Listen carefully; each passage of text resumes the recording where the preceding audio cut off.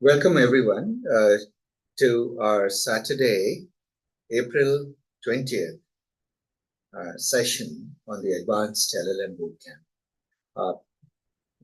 A member of the audience just reminded me that today is a special day for a tradition in Marin County to celebrate marijuana.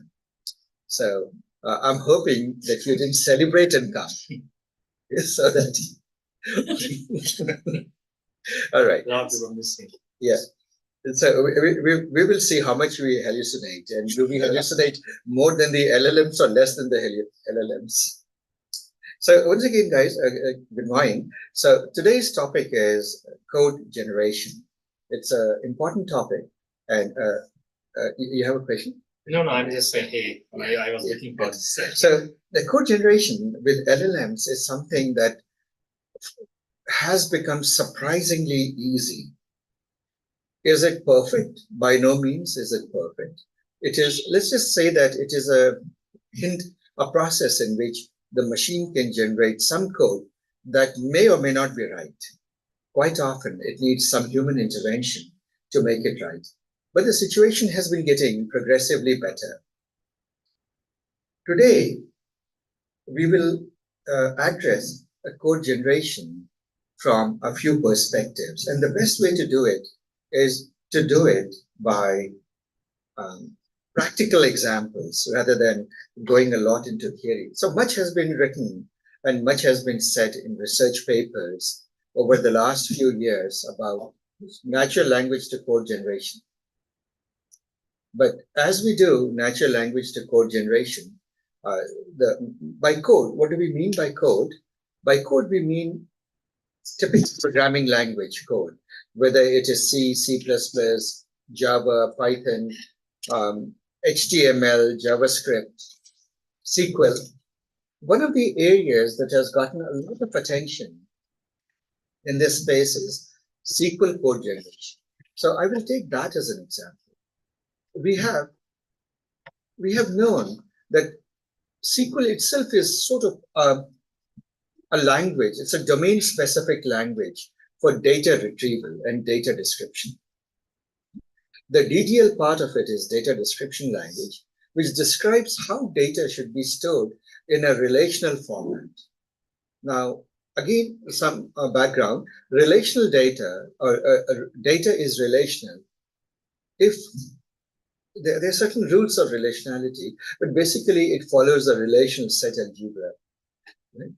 Which means that it's very easy to do what intuitively feels like set operations, unions, intersections, and so on and so forth, joins and filters, and so on and so forth, are easy to do. When you think of relational database, the three primary operations you think of is you get a view, given tables, lots of tables in the database.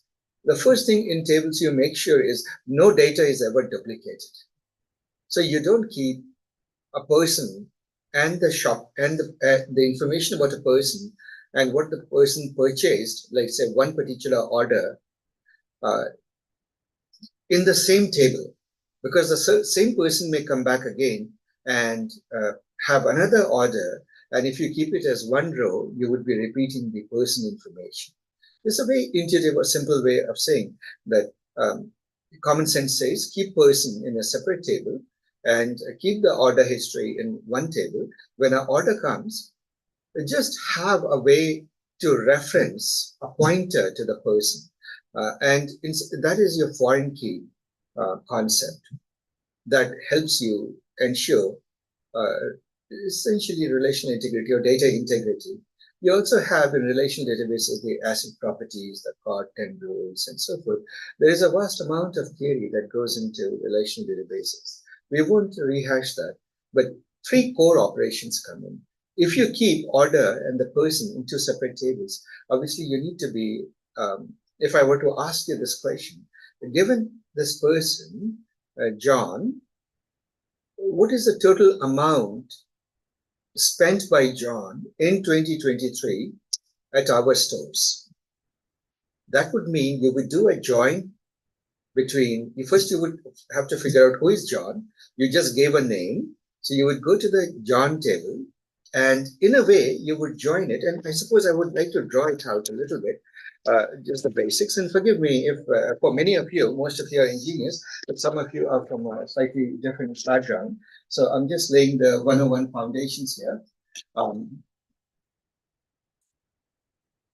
The main concept is if I have a table, let's say, and the table is people, person, tables, and I'm trivializing it all actually. Usually order contains many order items.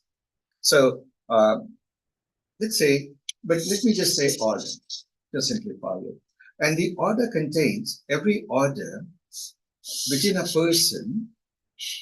There would be many orders, and an order typically belongs. Let's just simplify. Belongs to one person. Now, order may typically contain order items.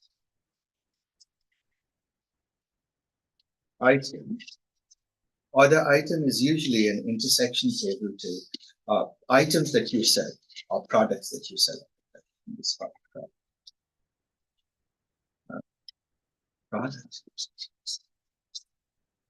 And let us say that in the product, you keep an item. So you have name, and I'll assume a primary key, a name and price. Let's say you have price. And here, what you just keep is order ID,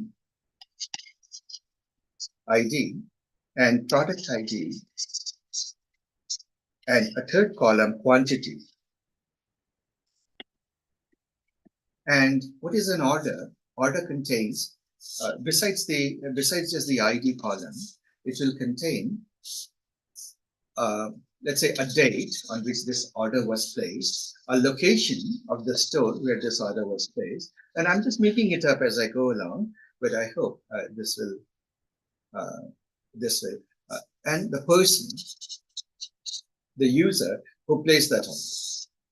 So if you look at this thing, and let's say that we have a person with an ID, name, first name, or let me just say name, and let's say address, oversimplified scheme. So suppose I have a person called John, and you ask a question like this: how much did, now look at a natural language question that we want to ask. And I'll put this thing here. Who was, let me see. How much did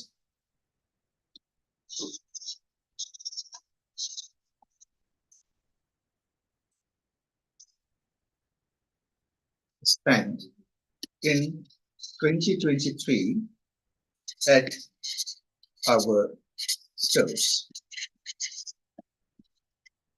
So pay attention to this question. And first of all, which all table will we have to get information from? First of all, we have to find out where is John, right? John, to get John, we'll have to go, you would agree, to this row of this table, isn't it? So what you have is that you have a database of people, persons. From that database, you first limit yourself, limit to one person, John. Whenever in a table you limit to a few rows rather than the whole table, the operation from a relational algebra perspective, you call it restriction or filter. More colloquially, it's a restriction, isn't it? And let us say that what you want to produce is not, see, when you are producing the result, or when you're answering this question, does it make sense for you to also produce the address or ID? Or a sufficient answer to this question would be a number, a quantity. You don't want to, in the result to this query, produce, for example, the ID, database ID, the address of John, and all sorts of information that is not asked for. So you would also have to limit yourself down to this column. So whenever you in a table, you limit yourself to only a few columns, one or more columns. That operation is called, anyone would like to volunteer? What is that operation called in relational algebra? This is projection. Projection. This is projection. So between restriction and projection. But now all we know is John. We got John. We need to now find out how many orders does John have, right? And what we'll have to do again is we'll have to go to the date column, and pick up very specific rows that belong to from John. We will have to do an ID, JID, let's say JID, and there is a JID here. Wherever JID, John's ID, JID is there, we have to restrict to only those rows, right? So this operation, once again, is an operation in picking only those rows in the order table that are specific to John or that pertain to John. Is an operation of, is it restriction or projection? It's a restriction. We are doing a restriction operation, and then we are also doing a restriction operation in the date. Restriction on John's ID and a date range. Why? Because we want to limit it to 2023. Does that make sense? So you're doing a restriction using two criteria, and that's a restriction. But one thing that you do is, because you're connecting this to this, this is your join operation. So what you're basically doing is, if you think of it as Excel spreadsheet, you're first joining these spreadsheets by collating on this ID, person ID. This, let me make it in big fat color. I mean, obviously this is very elementary stuff, almost to, and please, those of you who know this very well, I know you'll feel a bit impatient, but this is it. This is where we are doing, using it to collate and essentially creating a view, and that brings in the concept of a view. We are creating a view now, a view that is a person and effectively a person and order table somehow connected, isn't it? In some sense, into a more wider table. You create views like this, and on the views you attach your projection and restriction. Right? And when you do that, then you still are not done. You realize that given an order, there are many order items that John has been involved in. So you will have to now continue this operation, do a join between these two tables. It will require one more join and one more join here. So by the time you're done with this query, you realize that you have done how many joins? Right, you would have done at least 3 joins. And what people do sometimes is you can do it as three joins, or you can create what are called from objects. Right? So, for example, you can take this as one from object, which will just say a person's orders. And then you could create another from object, which is the product and its. Anyway, so there are multiple ways that you can do it: queries, subqueries, from objects, etc. Right? At the end of it, you get your answer. Then you ask this question. Guess what? It was far easier to intuitively ask this question, isn't it? See, we had a very intuitive natural language question to ask. How much did John spend in 2023 at our store? It just happens to be a particular realization or reification of the data into the database that caused you to do the joins, restrictions, projections, isn't it? If I had stored it in a separate, different kind of database, for example, into a document-oriented database, I would look at it differently. If I had stored it, for example, in a key value columnar database or any of those things, the mechanics that I would do would be different. Right? So the one question that people often ask is, can we not treat the schema, the DDL, data, definition language, definition, there's something called language. And there are these two terms that keep coming up in SQL, DDL and DML. What does DML stand for? Data manipulation.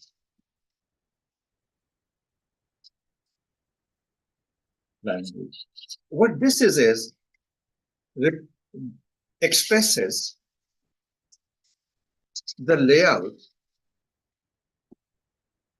layout or structure of persistence.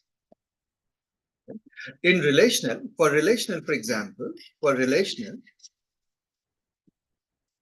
it is basically the tables and relationships, tables, columns, relationships, your constraints. That's what it is, isn't it? The data types, column data types, etc. And data manipulation languages are essentially, roughly speaking, your CRUD, create, read, update, delete. Read, update, delete. Now, think about it this way. This is a language, isn't it? It's a language. At the same time, this is a language. This is English. And so you can ask that, can we not train, if we can train an LLM, let's say if we have an LLM that can be trained, we can go on feeding in English text and we ask it to decode it into, let's say, French, natural language to natural language translation. Why can we not, likewise, train it to produce, let's say we give it English in here, and have it produced SQL as an illustration, right? In particular, the data manipulation, DML code. Right? Select A, B, C from P, Q, right? Where this, right? Inner join, P inner join on Q. The usual thing. Let me just write it as Q in simple form, and then where some restrictions. If you think about it in simple form, these are your projections. These are your restrictions. And then, of course, the join constraint, I put it in the restriction itself. Right? Instead of explicitly saying inner join, let's say that you can say where P dot A is equal, P dot like person dot ID is equal to order dot person ID. Right? You can say person dot ID is equal to order dot person ID. Right? You can subsume your joins inside your restrictions. So this is it. So this is something that can come out. Now the question is, how would it produce that? If you think through, what are the necessary conditions for you to be able to produce or do a translation from natural language to language like this? Before you even do that, the question arises, why in the world would we want to do that? Why would we want to do that? Somebody?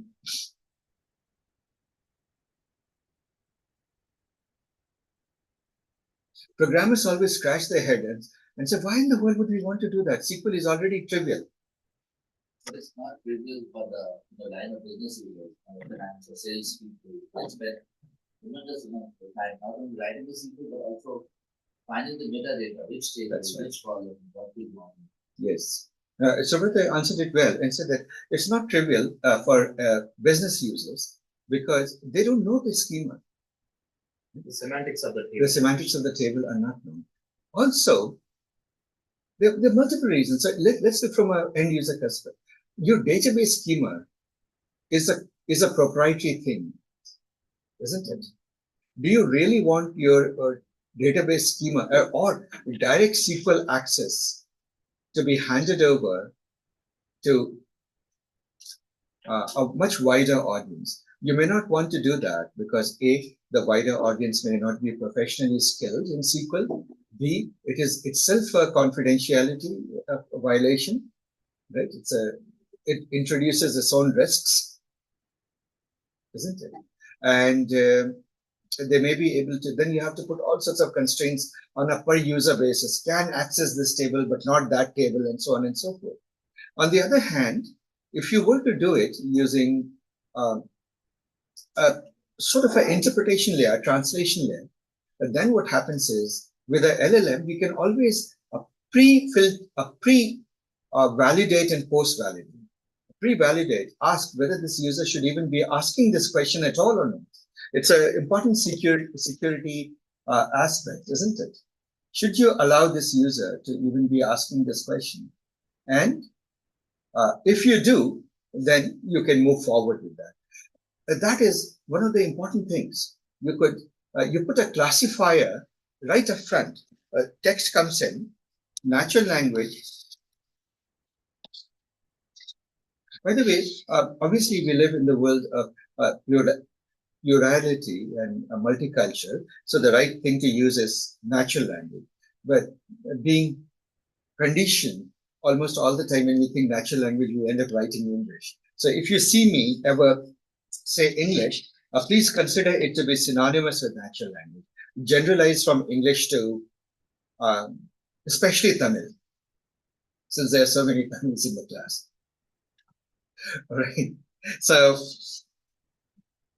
natural language, you could first feed it through a classifier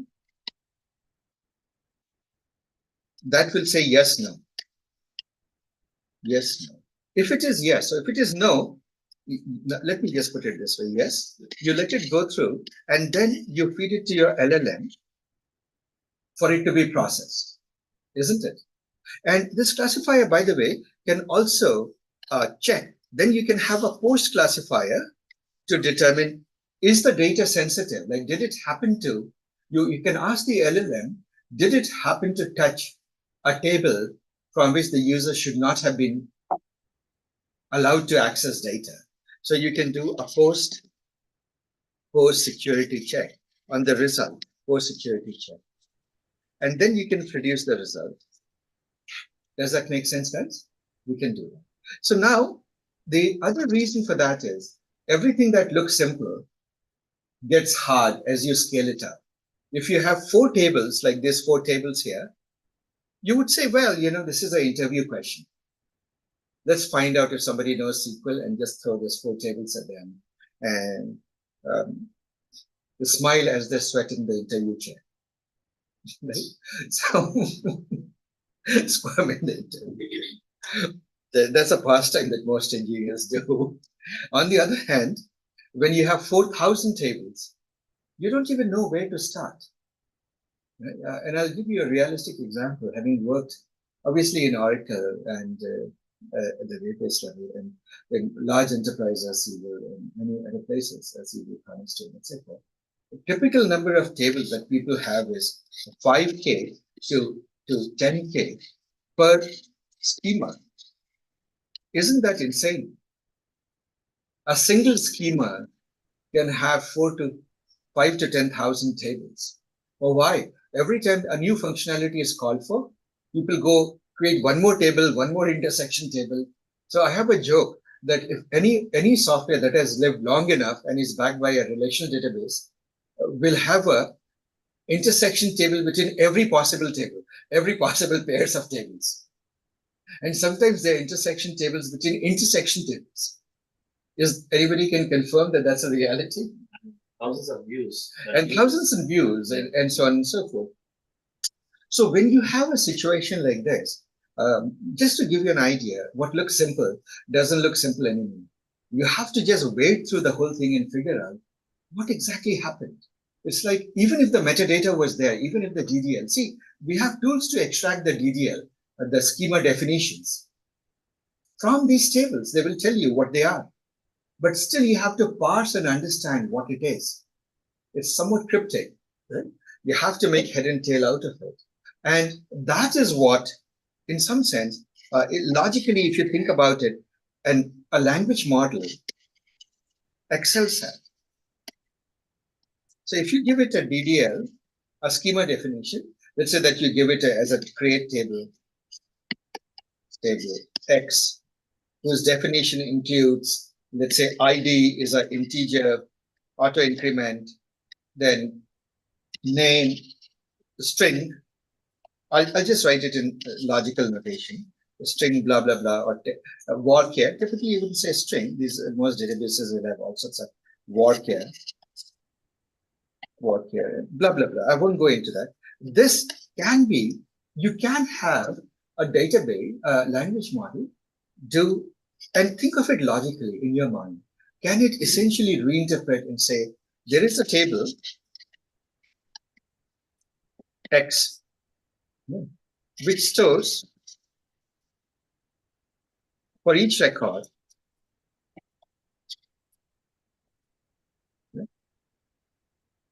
for each probably about tables, probably about each persons or users, which stores for each user the name and address. And it shows that ID is just a surrogate key.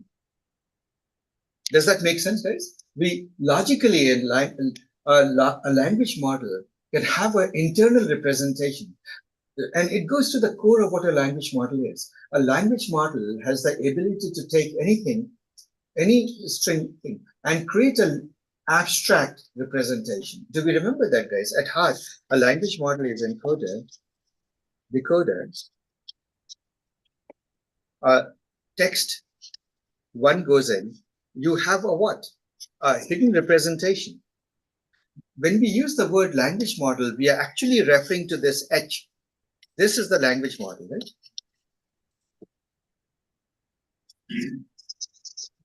Model representation of the input text. And so this you can decode into whatever you want from there. And it goes both ways. You could go from a query, a DDL, schema definition to text, and from text to that. So now think about it logically. If, first, can we train a language model to say, guys, I guess not. Put on a lighter one. Yeah. So can we? So very easy stuff. Can we train a machine to take natural language description and produce a table definition, a DDL from it? That seems very obvious, isn't it? We can do that. Now, can we train it the other way around? Also seems obvious, because if we have XY pairs, if we have text, natural language text and SQL, you can train it forward and backward. Make sense? Right? This is your standard supervised learning. Is someone asking a question? Yeah, so Asif, I was going to ask a question.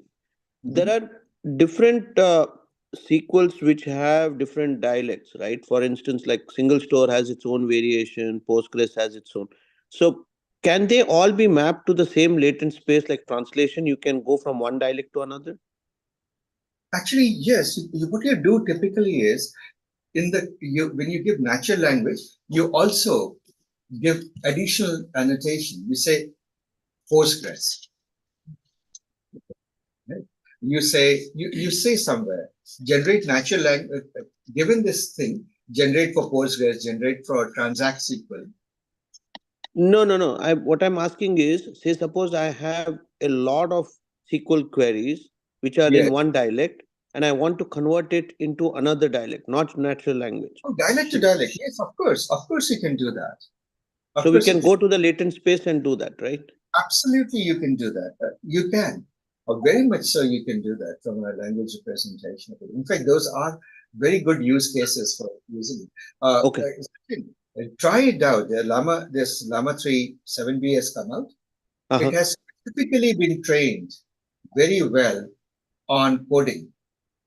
In particular, I'm fairly confident that it will do this job for you correctly. Okay, thanks. I mean, all do the job, but I think it will do it remarkably well. Thanks. Okay. So from dialect to dialect conversion is a language to language conversion. It does it definitely.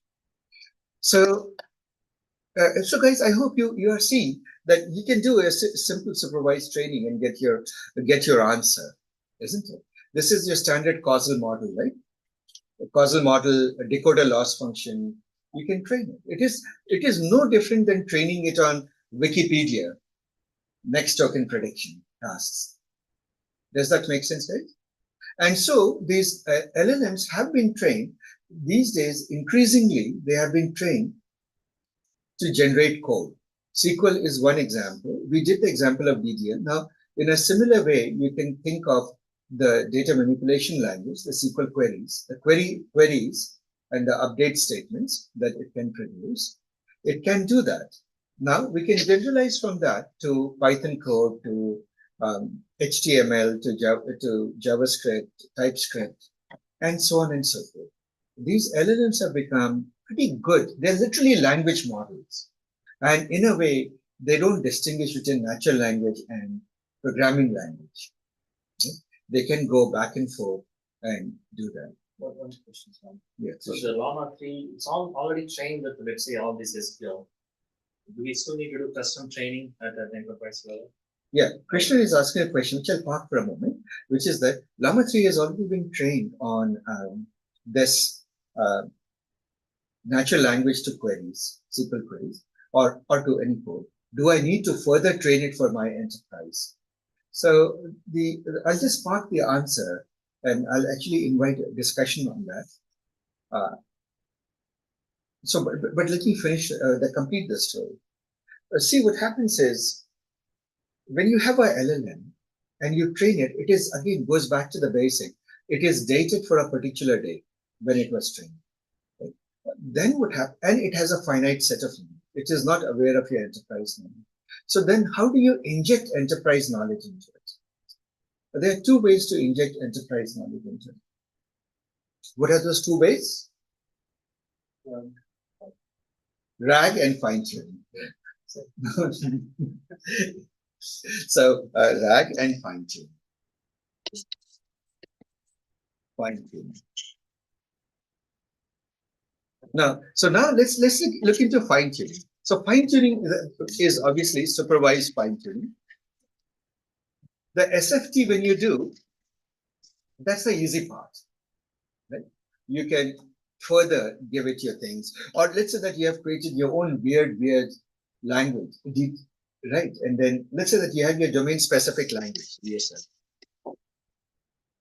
And at one time, I mean, DSLs are very common. I don't know how many of you are into DSLs. I used to at one time take great delight in creating mini languages that would be very expressive for particular tasks, so that people could just give it in that form and solve the problem.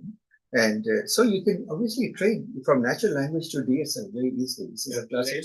Rules language. Rules for rules engine is still there, absolutely, very much so. Rette's algorithm, excellent. So that is one way that you could do it. The other way that you could do is you could RAG it. But if you RAG it, the question is, what is the document that you're RAGing it to? There is a third one that you guys missed. What is that? You could RAG it, you could fine-tune it, but with the growing context window available these days, there is a third thing you can do. What's that? Yeah, in context learning. What you could do is, so let me talk about the easy ones. You all agree that fine-tuning is the easy one. Now, in context learning is another easy one. If your context window is sufficiently large, which these commercial tools seem to have, you can give your entire DDL.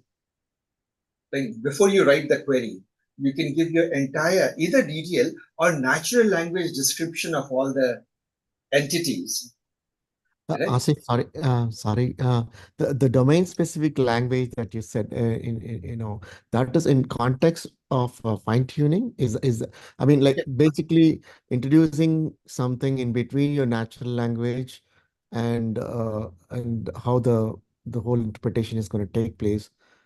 Sort of bringing in some sort of um, uh, like converting all the natural language in whatever form into like some sort of domain specific language, then using that to fine tune it. Is that the context in which you said that? Yeah, Sorry, I missed that. let's say that here is a so let's say that you want to write a domain specific language for a car, right? So the only operations would be steer left, right, right? So you could say speed up, down, speed down, right? Stop. Are we clear? These are the actions you can have, and you can have some probes. Show speed, right? Show direction, show speed, direction. Which direction are you going? Let's say there's a small domain specific language which you have to control a robotic car, let's say. Now, what you can do is you can make a machine whose only interface is this domain specific, right? Or show GPS coordinates, something like that. Right. Now, what you can do is you can have a natural language that says, make my car, if the car has joined, let us say I-80, I-880, let's say, I-880 north, then make it speed up to, let's say, 70 MPS. Now, what happens? How would you translate this? It would break down into first, what is the Break it coordinates? down into smaller steps. Smaller pieces. Are you going north? What is the speed, current speed? And if the speed is higher than 70, you want it to speed down. If it is lower than 70, you want it to speed up. Right? Things like that. So this, when you do something like this, now you realize that LLMs were not trained for this DSL. So what do you want to? You want to create a lot of training data, not a lot, but enough training data, and do a supervised fine-tuning of training. So that's an illustration of fine-tuning to a DSL. Awesome. Thank you. So now, so this is that, guys. Natural language you could do. In context learning, on the other hand, is very simple. These days, the context window is huge. You can just tell the machine, given this schema, oh, sorry, what did I just do? Touch. Oh.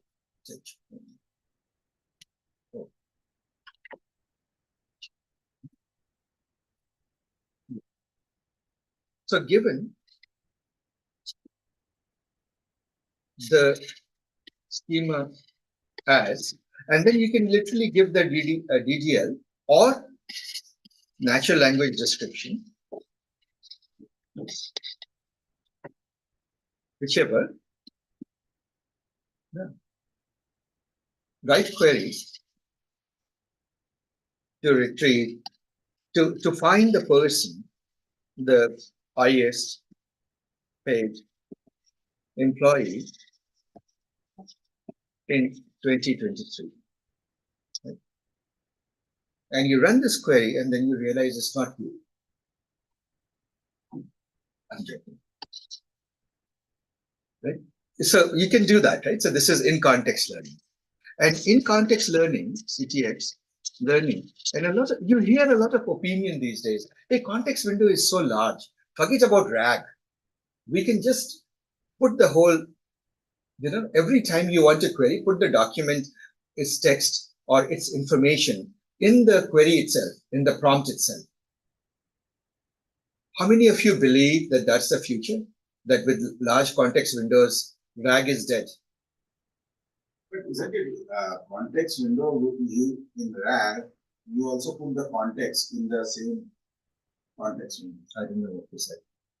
In RAG, when I'm querying the LLM, I generate multiple documents and asking. From where? You generate multiple documents by searching, right? No, what these people are saying that what is that document? See, let's go through. I think now I understand your question. So, Prakash, see, here's the thing.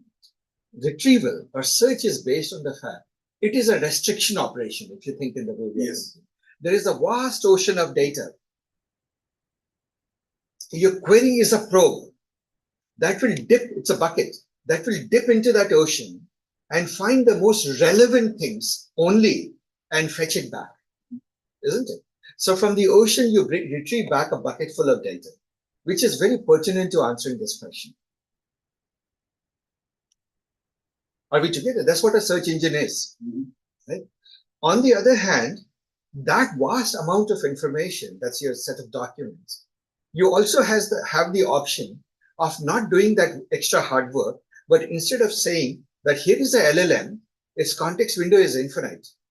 So let me give it the whole ocean and let it go find the fishes. Right? I'll give it a question, let it do the probing, find the relevant sections, right? And answer my question. So these days, people are arguing that with context windows becoming large, should I not just pass in the entire ocean of information and let the LLM identify the relevant bits of information, do the relevancy search, basically do the search, and then answer my question? A lot of people are writing very serious articles arguing for that. Why do you think so I want a bit of a debate, argue for and against it. These people these pundits are assuring us that RAG is dead. Yeah, one easy one is if it's open AI, it's a cost. Yeah, computationally wasteful. Yes. Computationally wasteful, cost. Any good answer? Any other answers? Sanjay is in two minds on whether or not to. Yeah, I'm just thinking about this.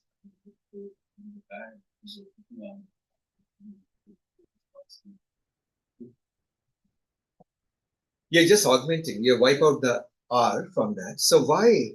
So anybody else, somebody in the remote audience would like to step in. What is argue for this? There are people. Oh, I see a raised hand. Sachin, go ahead.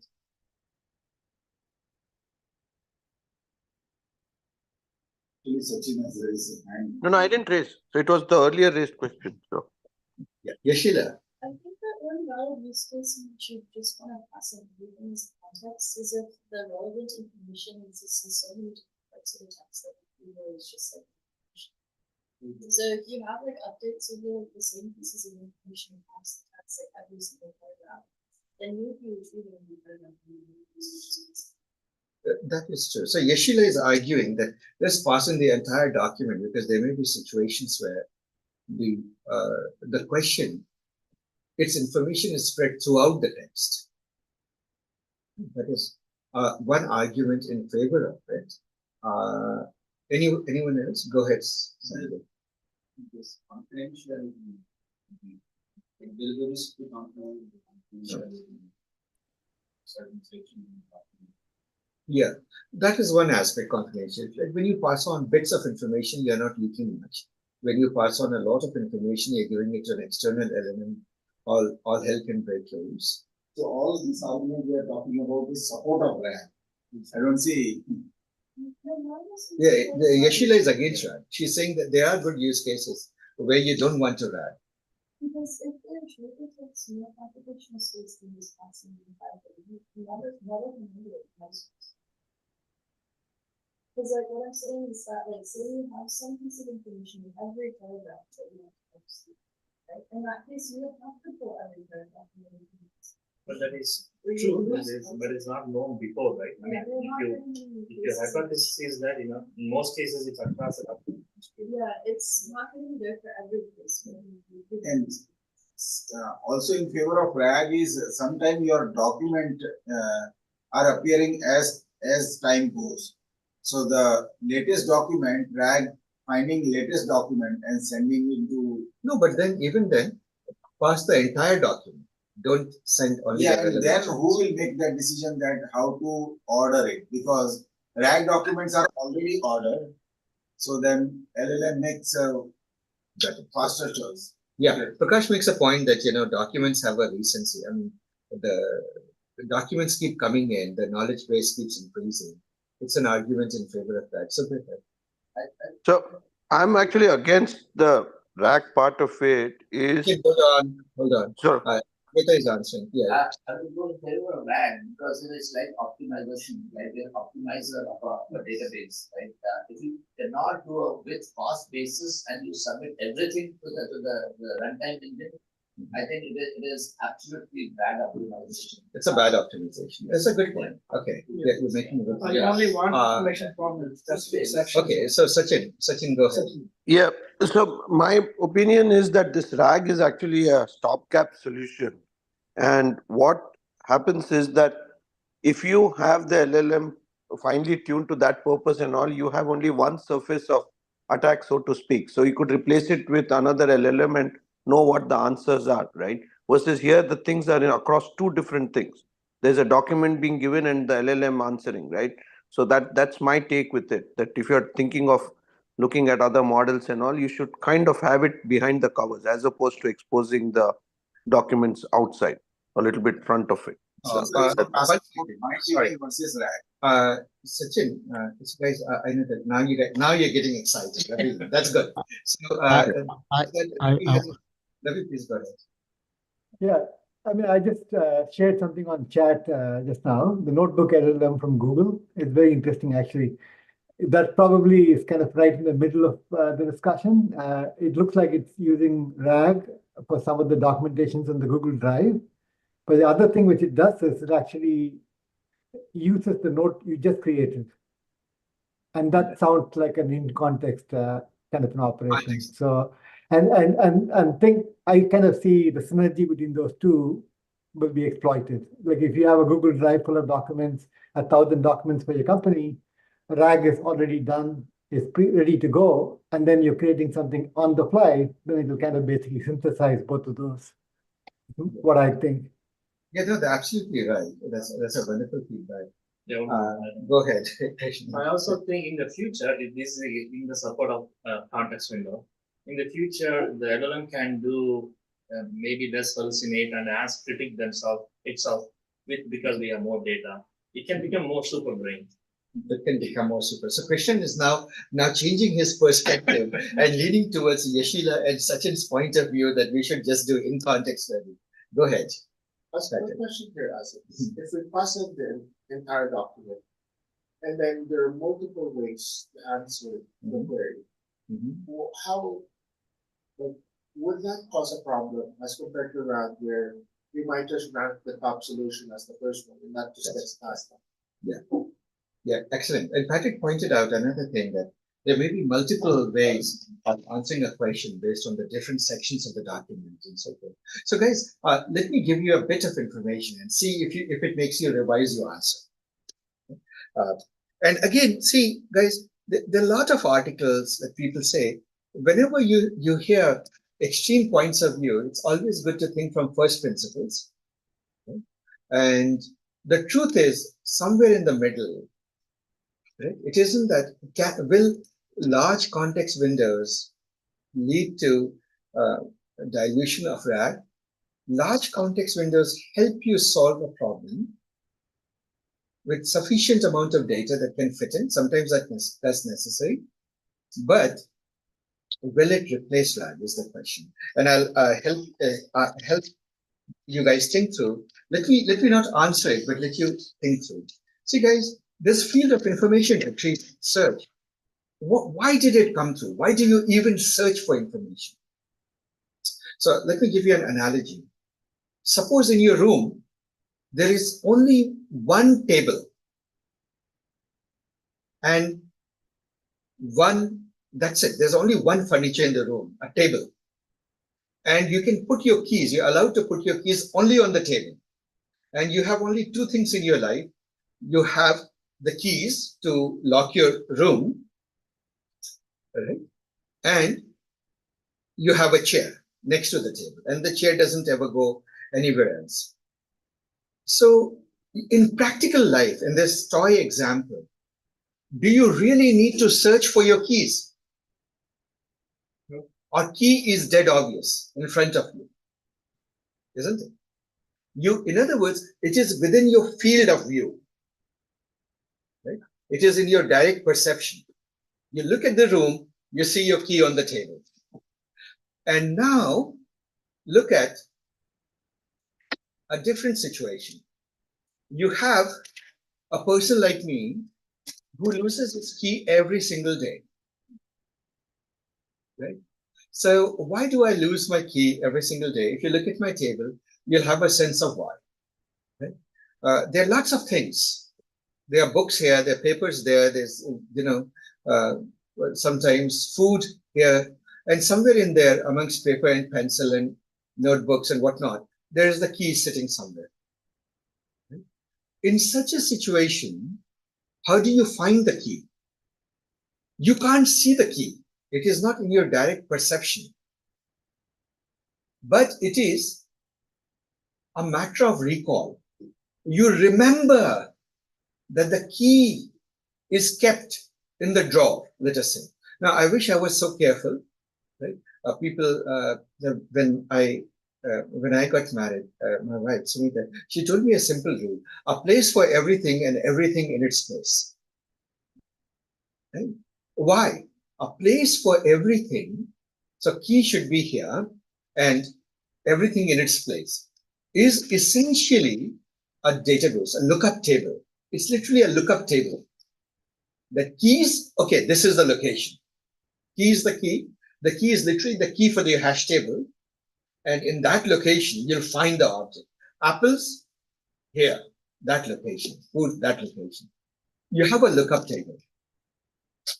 You need to search, and that lookup table that is literally called an inverted index. What is an inverted index? It just says that apples, suppose you have the word apple, it could be in the kitchen, it could be in the living room, let's say that people have been having fun, or the dining room, let's say, kitchen or the dining room. Pantry, right? Keys could be entrance, or let's say they're in the habit of leaving the key on the desk. This is what a search engine is at heart. When you search for a key, you're essentially going, you're essentially going to, why am I doing this? Now, it's not responding. Okay, guys, you are literally going only to this location. My highlighter has stopped working. So does that limit the effort required? If I don't, but on the other hand, unlike my family, which remembers things or has in mentally a picture of where everything is, a place for everything and everything in its place, there are people like me who can place a thing anywhere and then have to do what? What do I have to do? Search for it everywhere. A full scan, yeah? Right? Which is my fate. Every day I search, where's my key? Where's my key? Right? So that is the difference. When you have voluminous amounts of information and you don't have a place for everything and everything in its place, in other words, you don't have a search system, you have to look everywhere. Make sense? And who will find the keys faster? Will I find the keys faster, or will my family find the keys faster? I mean, their keys or their stuff. They don't go about hunting, but they every day they see this morning ritual of me roaming everywhere searching for things. Right? So now put it in the context of a LLM. You have a query which is about keys. You need the information, well, instead of the keys, you need some information on the keys. Would you rather that you retrieved specific bits of information and then dealt with it? Or would you rather do a search throughout your house of information to find where your keys are? When you give to the LLM all of the data, you're basically saying, hey, your keys are in the house, you know that. Here's the house, isn't it? So then the LLM has to look like me, right? It's a very inefficient process. Now you said, well, it has a large context window, it can search. It is the same thing as saying, yeah, you have enough time, go keep searching for it. You'll find your keys. Now look at this other aspect to it. Knowledge is exponentially growing, whether it's enterprise knowledge or world knowledge. Today, we live in a world where knowledge grows like this, exponentially. Most human beings cannot grasp the concept of exponential, which was one reason we couldn't contain the pandemic. Right? Everybody felt, oh, pandemic is a small problem, we can contain it. We could not contain it because germs propagate exponentially. Theoretically, if for 2 weeks, think about it this way, theoretically for 2 weeks, if all of us had quarantined and stayed at home, globally, truly quarantined, what would have happened to the pandemic? It would have disappeared. Those guys who were sick would be sick at home and they would run through the course of the disease and there would be no pandemic anymore. There would be no germs anymore propagating. But the fact that the pandemic took years and it took the miracle of modern medicine, without modern medicine, we might have all been wiped out, theoretically, isn't it? Is because we didn't quarantine, and we didn't quarantine. Why? Because human mind is incapable of understanding the seriousness of exponentially growing functions. At core, that is it. Would you agree? Knowledge grows exponentially. So, whatever your context window length is, you can say I can have infinite context window, which is the conversation these days. There are theories, emerging architectures with infinite context window. What happens? At the minimum, your compute time for the LLM would be, it has to do at least one full scan of the knowledge, of the documents, right? Information. So it is of the size n. But if your n is growing, so let's say that y is the total size, this is your y is the document size, doc size, or info size. So you realize that your compute time is in the order of y, which is in the order of e to the x. Do you really want to give exponential compute time to your LLM, even if it is capable? Common sense says, right, there is no magical LLM that can do sublinear answering of your question. It has to read through the text at least once. Are we together? This is the nature of human knowledge. We are producing more human knowledge today, in 2 years, than we produced in the history of mankind. Think about it. Whatever we know today, in just about every field put together, what we have produced in 2023 and 2024, and a bit of 2022, let's say, exceeds all that mankind knew since the dawn of time. People don't grasp the nature of the exponential.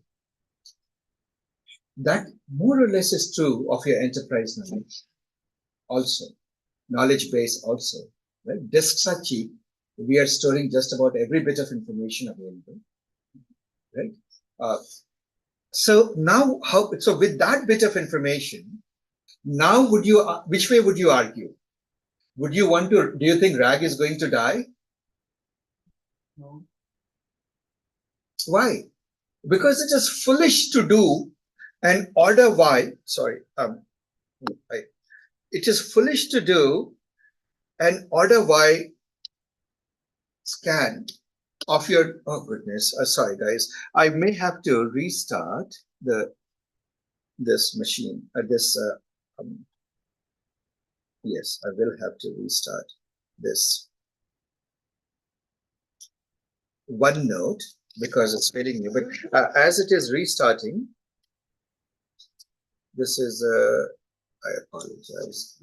We are in LLM 2. Okay. So,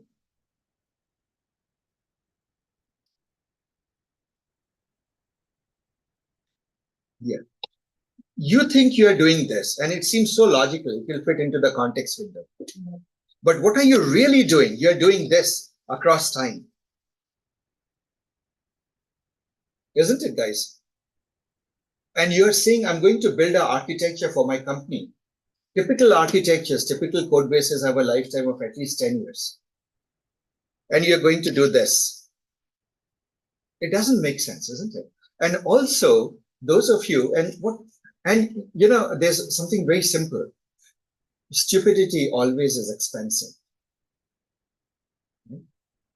Guess what people are paying to OpenAI these days when they dump a lot of information in the context window?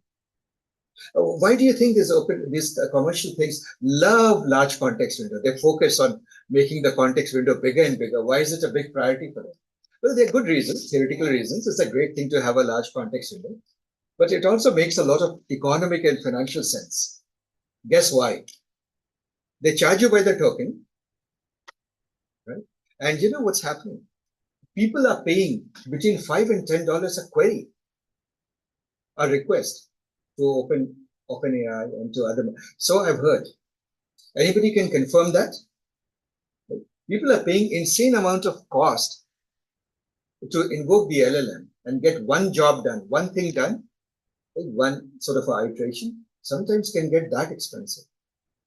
Because to do that, they have to do a few maybe it's not just one query, maybe it's a back and forth, but to get one logical unit of work done, sometimes is almost like $5 of effort. I would love that. Maybe I should start the next commercial LLM company and say the only right way to do it is in context learning. Yeah, go ahead. So in my company, so far it was access to the OpenAI, across the company. Yeah. There is no budget to the team or department. Now they are incorporating the budget. Okay. So that means you need to be careful. You need to be careful. Right? How much you spend so far? Yeah, so far it is free to our department. So at the corporate level, I guess. But I will be coming to you. When it comes to my team, Yeah, guys, and the final reason that I'll give you, 1 second, is something in design patterns and architecture. Has somebody heard of the SRP? Yeah. What does it do? What does it say? Single source of single responsibility. Single responsibility pattern. What does that mean? Do one thoroughly or something like this. Do one action or one. Yeah. You know, it's basically, it came out of the Industrial Revolution. We realized that if you want to have high productivity in a factory setting, in any given setting, what you need to do is division of labor and super specialization. Each person, you have one guy, he's a welder. All he can do is weld and weld only these two parts together. Right?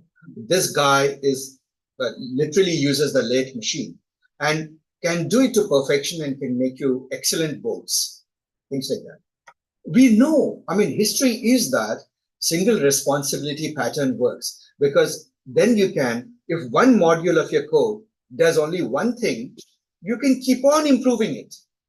You can tie two developers whose entire career, right, from the time they join at the age of 25 till the time they retire at the age of, well, in software they retire you at 35. It would be to just improve that thing, isn't it? And so now think about it from a single responsibility pattern. Do you think a LLM should have the responsibility of searching for the relevant bits, searching for the keys, and then doing something with it? Doesn't make sense, right? So at the end of it, guys, the main lesson I'm saying is RAG it. even when you're doing. So for example, if you have a database schema, what is a good thing to do? Rag the schema, save it, its descriptions, save it in a document format. And so I'll give you guys today a project to do with all of this. High precision and recall. High precision and recall is very important, right? Yeah, heavy hitter. Guys, don't underestimate the power of search engines. Right? Things like, we started this boot camp with semantic search. Do you remember? Ancient days, ancient history, right? Semantic search, and we were all impressed with it. Don't be so quick to abandon it. Right? Search engines have evolved. Both the keyword search, traditional search, and AI search are very mature engines. One question that came is the cost of retrieval of the data. Cost of retrieval of the data from a search engine is negligible, vanishingly small compared to the cost of the LLM inference. I'll give you a data point. These days, in social media companies, typically, and at least one that I know of, you retrieve because you're getting traffic from the world. You're looking into the search index, a fast index, for example, and responding to queries and retrieving the search results. If you retrieve less than 1,000 results a second, 1,000 results a second, a pager alerts go off. Now, contrast that with your LLM, which takes many seconds to answer any question. And it takes more and more time the bigger the document you get. All of it argues that you should RAG it. So I want you to do the solution using RAG. So here's the solution. Here's the problem. Project. And this will end the topic of the project. But before I go into that, I would like to mention one thing, guys. I already showed you some code generation last week. What was that? Gorilla. Gorilla, right? You remember, what would Gorilla do? Given all the APIs of the world that it knows of, it will actually, given a natural language code, it would produce code, right? So let me not forget Gorilla, and I will ask you to do this. I will keep Gorilla here as one, code generation, against API. By the way, it's a godsend that you can do such things, you can index it and do such things. But now I'm giving you a problem. There is a database called the Food Mart. What is a food mart? Imagine a typical grocery store. A grocery store chain. Think Safeway, right? Safeway chain here in California, or whatever grocery chain that you can imagine in your neighborhood. Given that grocery chain, now it's a simple grocery store. It will have sales, it will have employees, items, right? Items to sell. Does that make sense, guys? It's a typical, this is exactly what I have. A person becomes employee. Well, customer. A person is either a customer or an employee. I want you to do one thing. Take this database, A, rag it, B, and use Llama Index if it has Llama. And by the way, Llama Index literally has a tutorial for you to do that. It is so dead obvious that I don't think I need to explain it at all. It's very easy. Rag it, create an interface to natural language, query it. You can, for example, chain lift may come to your mind. It's a very easy one. Chain lift. C, produce the SQL. It should produce the SQL query. It should D, produce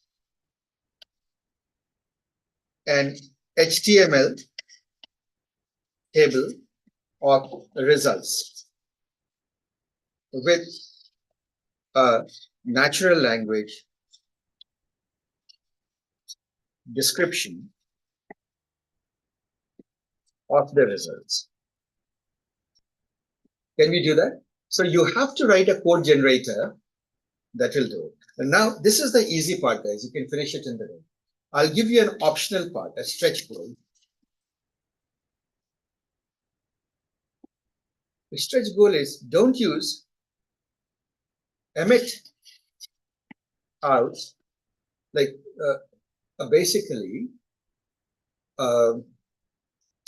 emit out for basic use cases.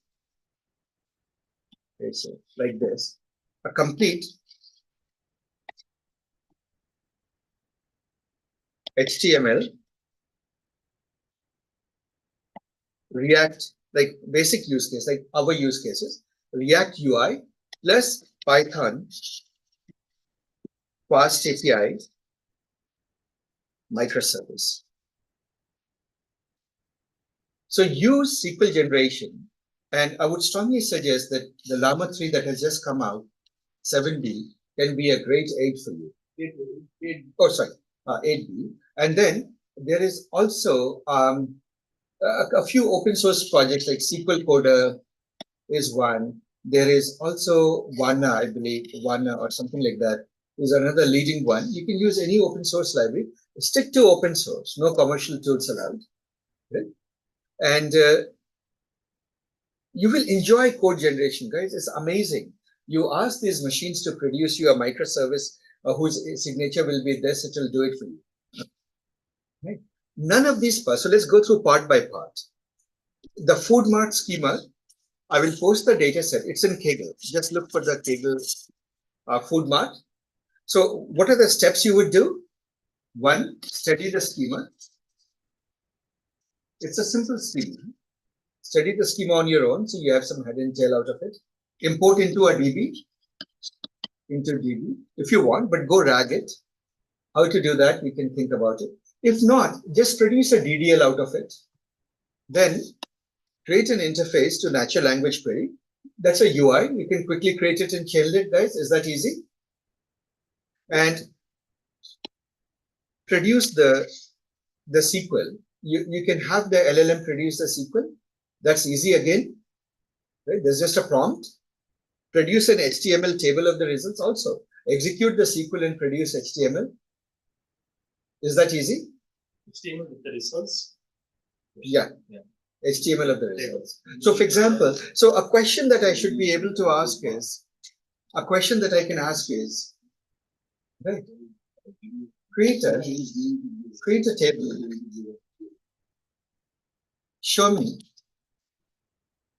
me the total revenue